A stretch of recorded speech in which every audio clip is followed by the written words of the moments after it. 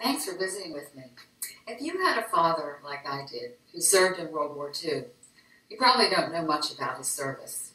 My dad never talked about it. I'll bet yours didn't either. So when my mother gave me her and my dad's letters from World War II, I was glad to get them. By this time, my dad had been dead for more than 30 years. I was now middle-aged, and I realized my dad had witnessed one of the most important events in history, the bombing of Pearl Harbor. I wondered what else he'd seen in the war, and I also wondered if the letters would shed some light on my father's terrifying rages. So I began a 9-year quest to not only interpret the letters, but to tell the story of no ordinary soldier, my father's 2 wars. And I learned that some wars are waged in secret, that my father had struggled with an inner conflict. My book is a war story, a love story, and a family story.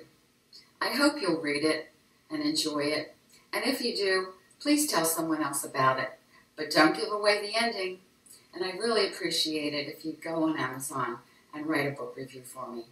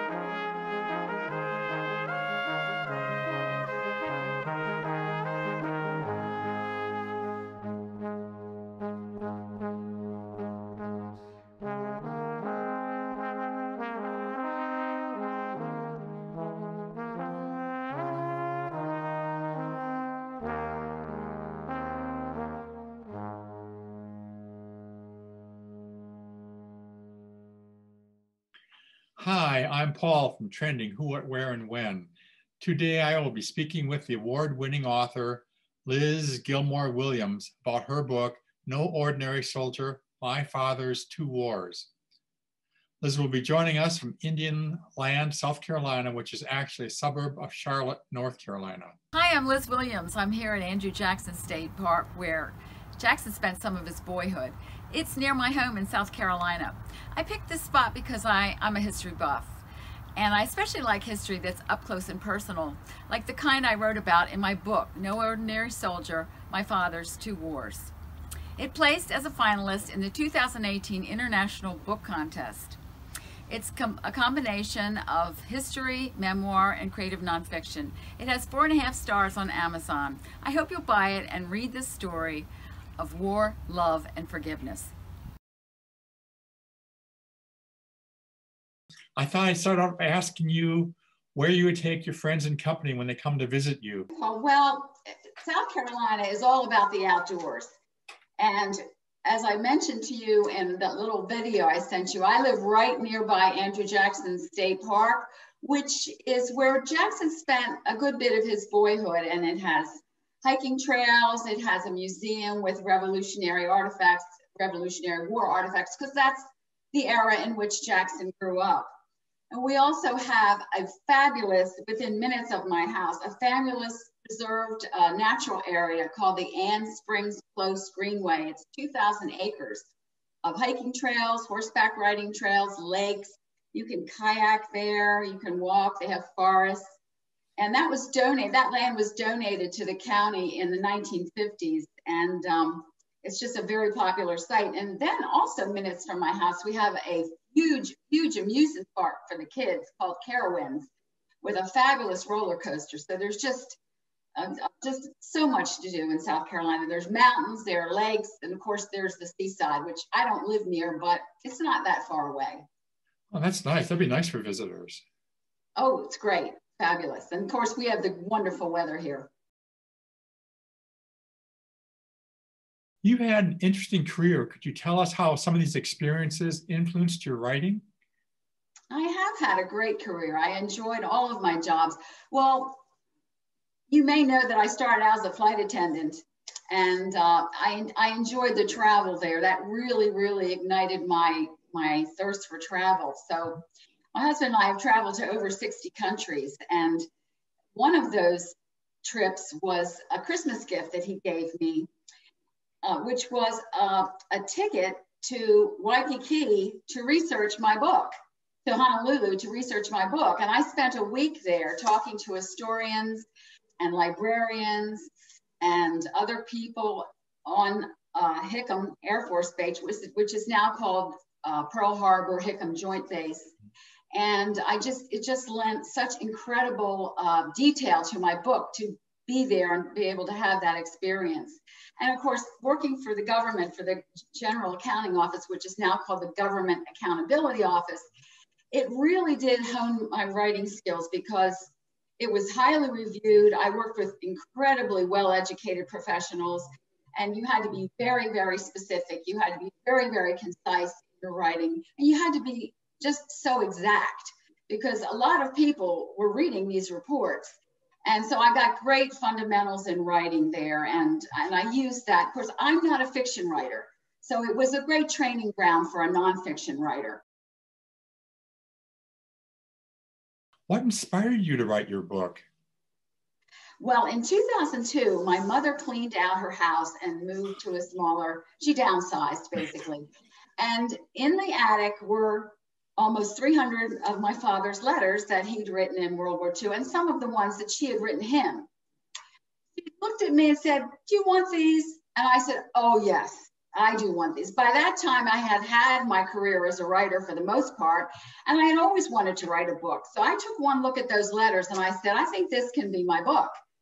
And when I started going through the letters, they were quite substantive. I've read a lot of World War II letters, and a lot of them aren't really substantive. Some of them are just, "Hey, Ma, I'm doing fine. How's the farm? How's everything on the farm?" You know, but my dad's were really quite expressive. And so as I started reading them, I really realized, you know, I think this can be the foundation for a book. So his detail inspired me, and also the fact that I was of an age, a seasoned age, where I realized, gee, my parents were part of history, and you don't realize that when you're an 18 or 20-year-old. I loved reading your book. Your story was emotionally moving and also very informative. I can easily understand why this book won an International Book Award and has 5 stars on Amazon. Oh, thank you, Paul. It's very kind of you to say that. I always knew that I could write. I hoped that I could get some recognition, but the award was really the icing on the cake. It was wonderful. Tell us more about your book. Well, as you know, my father was a Pearl Harbor survivor, so it starts with with the attack on Pearl Harbor on December 3rd, 1941, and it was quite traumatic for everyone there at Hickam Field. They lost 120 men. Of course, at the naval base, they lost even more. But a lot of people don't realize that the Japanese attacked not only the naval base, but the entire island of Oahu. And of course, Army Air Corps forces were involved, Marine Corps forces were involved, Army forces were involved. It wasn't just naval forces. And so I traced my father's time from there in Honolulu to the Gilbert Islands, Tarawa, and to the Marshall Islands, Kwajalein, and then to Saipan. And it tells, I think, quite a deep and rich story. You did a lot of research in preparing for writing this book. I did. I actually enjoy doing research, and not being a true historian, I'm not really steeped in history. I do have a master's degree in American Studies, but I wanted to be extremely careful that I had everything right. And of course, going to Honolulu was just, as I say, so enriching. But I tried to find just every scrap of information I could find about my father's unit, about life in Honolulu at that time, about life on the home front, which I thought was really fascinating, and just to really cover all my bases. You mentioned in your book about President Roosevelt signing the Lend-Lease bill. I didn't really know much about that before reading your book. Of course, it was controversial because a lot of people, you know, they regretted having been involved in World War I. They didn't want to get involved in another war, but he signed the Lend-Lease bill in March of 1941. It was a year and a half after war had broken out in Europe, and it allowed the United States to give 38 nations $50 billion worth of war supplies and equipment between the years of 1941 and 1945. And of course, it did move us closer to joining the war. I noticed reading your book, there's so many things you mentioned in it that I was unfamiliar with, like Vmail, martial law in Hawaii, food rationing, letter censoring. Maybe tell us a little bit about a few of those things. Sure. Vmail stood for Victory Mail. And they were, the servicemen were encouraged to use Vmail because paper was in short supply. And they were a combination one-page sheet and envelope that was kind of a precursor of microfilm. And the downside was the soldiers could only write on one side of the page, and they griped that it wasn't long enough. And actually, my father did not use it much. I have one example of his sending an email, which was actually sent to his in-laws. So he had so much to say to my mother when he wrote the letters that would just have been too short for him. But they did save an enormous amount of tonnage, which was needed to be reserved for war supplies in the mail ships.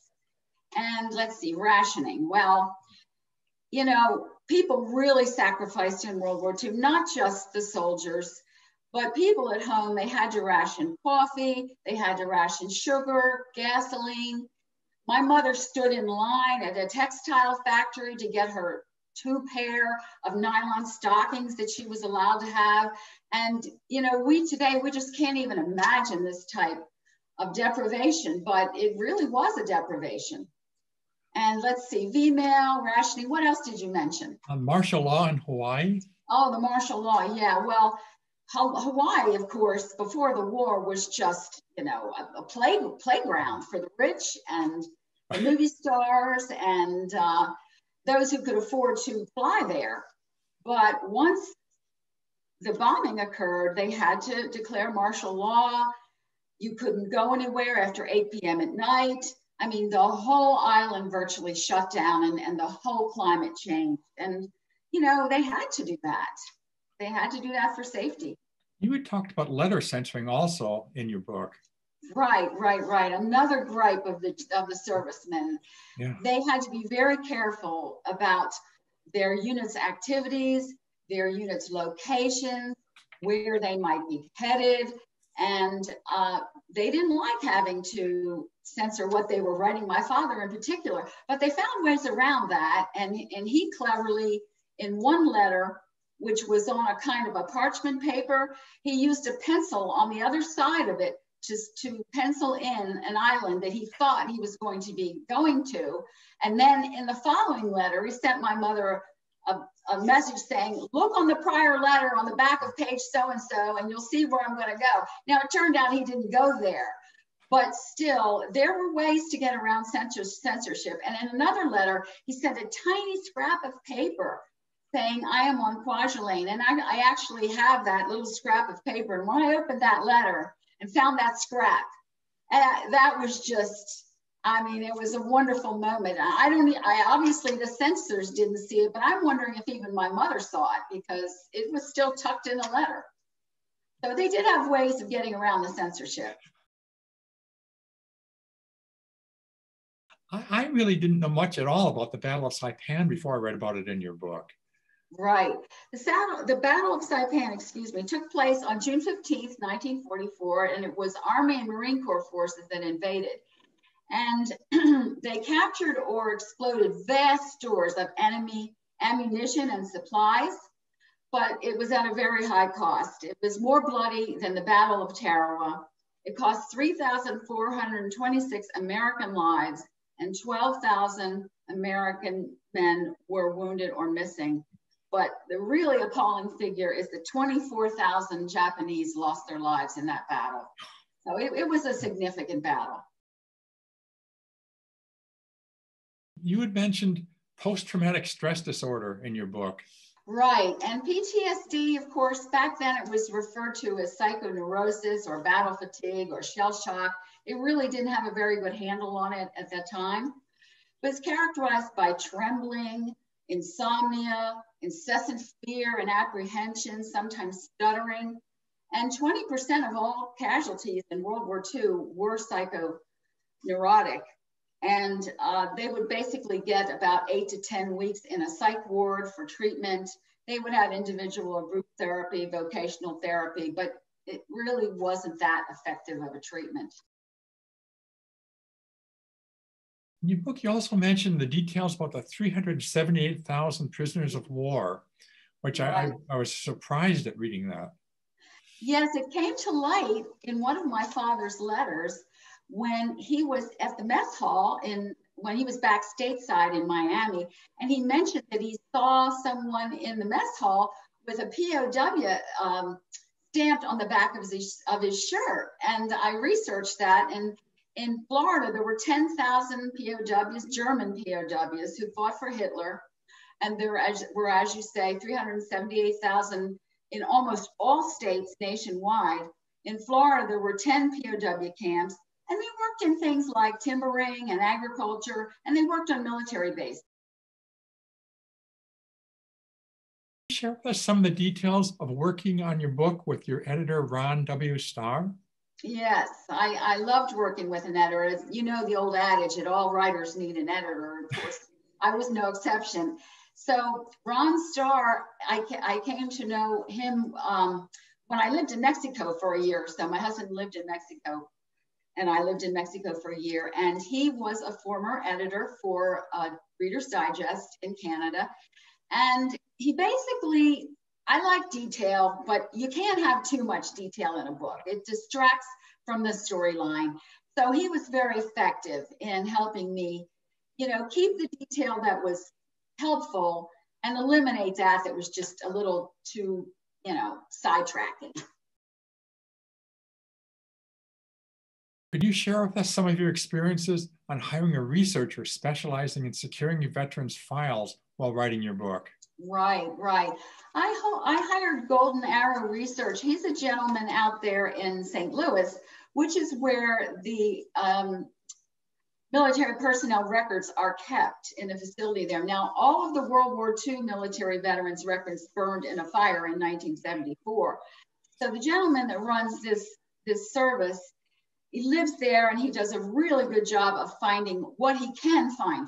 In my case, he found VA records, but it was all about my father's time prior to and after the war, but none of it during the war. But it was still helpful. He did find records for me that were helpful.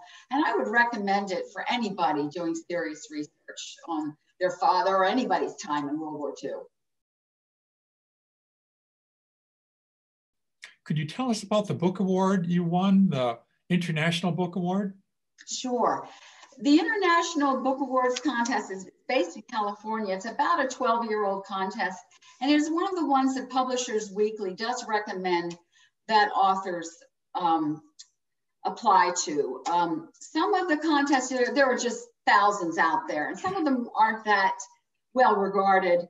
This one, as I say, was recommended by Publishers Weekly, and it was very gratifying. Now, I did not place #1 in my category, which was military history. I came in as second with another book. But the guy that did win #1, he also won another award. So I took that as a pretty good sign that, I did pretty well. You also got a 5-star rating on Amazon. Yes.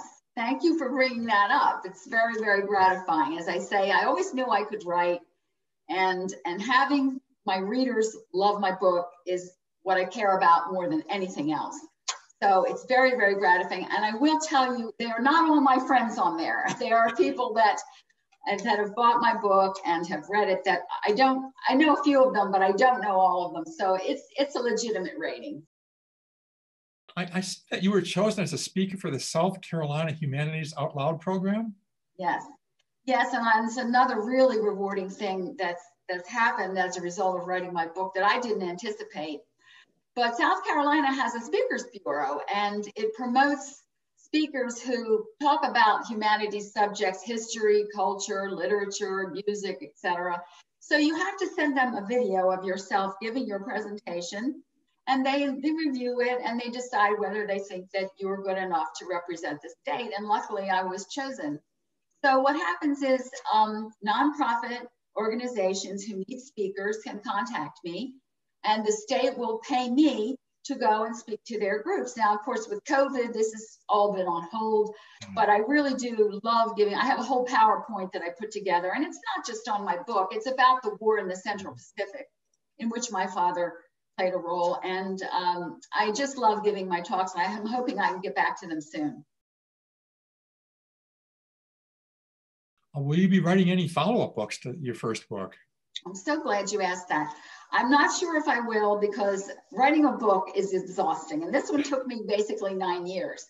But I do have a subject that I'm very engrossed in, and that involves the 1984 unsolved murder of a friend of mine, Teresa M. Kopech. She was a fellow flight attendant of mine. And she was killed in Smyrna, Georgia in 1984 by a killer yet unknown. And I have published one article about this, and I'm getting ready to hopefully publish a second article. I have had some luck in getting the cold case squad in Cobb County, Georgia, to take another look at this case. And evidence from Terry's case has been sent off to a federal program in Washington, and they're hoping to test for use advanced DNA testing on some of the evidence. So I'm really hoping that it will come to resolution. I see a lot of cases on television lately that are solved with solely DNA, and they're old cases. So I still have hope. And if I can get the family involved and cooperating with me, I would love to write a book on this. Could you share with us any advice you would have for new writers? I would tell new writers to just keep at it. Don't give up. Don't get discouraged. Know your grammar. A lot of people think that they can write, and they really, I wasn't just a retired person just deciding, oh, I think I'll write a book. I had a career as a writer and editor. I knew how to write. I understood syntax and grammar. And although I did take a couple courses on the creative side, you basically have to know the fundamentals of writing before you undertake writing a book. So I would stress that. It's very important. Readers don't want to have to, fumble around to figure out what your intentions are. They want to be able to grasp what you're saying right away. So I would recommend that. But basically, don't give up and believe in yourself. I have a couple of artifacts I'd like to share with you, if I may. This is a picture of my dad at Hickam Field. He was an avid tennis player. So I display this picture all the time.